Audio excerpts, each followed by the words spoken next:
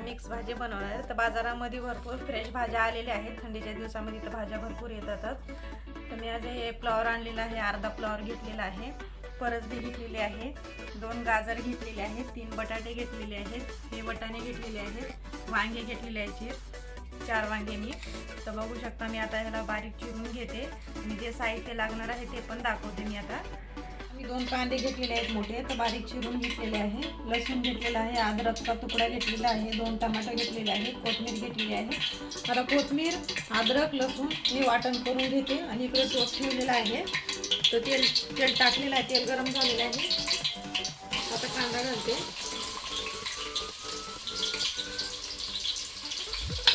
कांद्याला छान सोनेरी कलर येईपर्यंत परतून घेते। आता हे भाज्या मी सर्व साफ करून चिरून घेतलेल्या आहेत। आता हे स्वच्छ 2-3 पाण्यामध्ये मी धुवून घेते। मी अद्रक लसूण हे वाटण करून घेतलेलं आहे, आता हे घालते। तर ह्याला पण तेलामध्ये खाली वर करून घेते।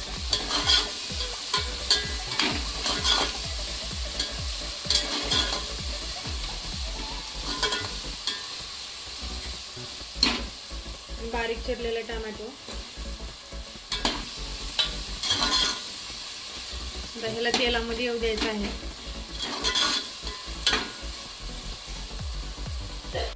तर टमाटे आता तेलामध्ये आले तर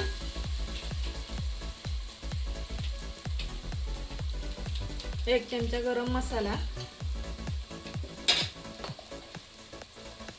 अर्धा चमचा हळद, लाल तिखट घरगुती मसाला 3 चमचे टाकलेले आहेत।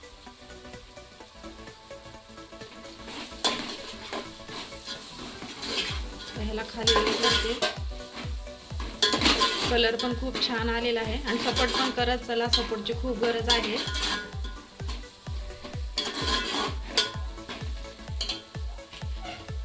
ते स्वच्छ भाज्या धुवून घेतलेल्या आहेत, आता हे टाकते मी।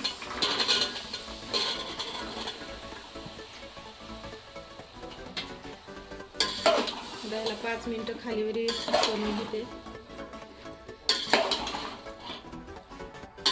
तर बघू शकता 5 मिनिटं झालेले आहेत। तर भाजीला सर्व मसाला लागलेला आहे बघा, एक कलर पण छान आलेला आहे। तर आता इथे मी चवीपुरतं मीठ घालते।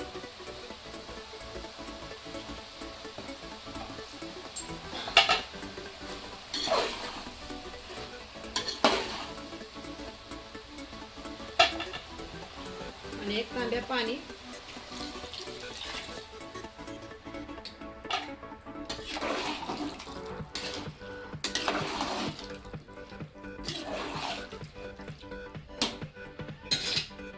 आता झाकण ठेवायचं आहे, आता 20 मिनिटं आपल्याला वाट बघायचं आहे।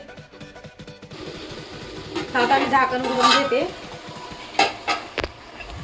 तर बघू शकता आता भाजी शिजून तयार आहे। तर मी गॅस बंद करते आणि इकडे गरमागरम पुऱ्या पण होत आहेत। तर बघू शकता भाजी शिजून तयार आहे। तर मी डिश मध्ये काढलेली आहे मिक्स भाजी आणि इकडे पुरी, श्रीखंड, भात आणि शिरा। तर आजचं जेवण असं आहे। तर तुम्हाला कसं वाटलं तर कळवा आणि भेटूया पुढच्या रेसिपीमध्ये।